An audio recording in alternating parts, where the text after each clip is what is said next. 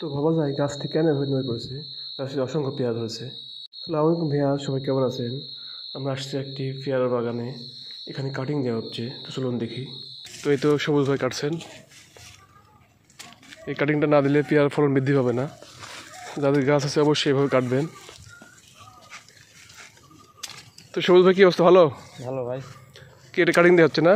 জি, তোমার মতে এটা কাটিং দেওয়া ভালো না খারাপ? কাটিং দেওয়া ভালো। কাটিং দিলে গাছের ফলন বৃদ্ধি পাবে, জি জি, গাছের পেয়ারা বেশি হবে। এই যে দেখেন সবুজ ভাই গাছের অনেক পেয়ারা তার ভালো জ্ঞান হবে, আছে গাছ ছোট দেখতে হলেও। ভালো লাগবে, গাছের ফলন বৃদ্ধি হবে।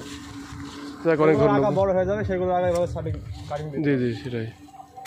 তো এই যে বন্ধুরা দেখুন, কাটিং দেওয়ার পরে গাছ কতগুলো পেয়ারা ধরছে।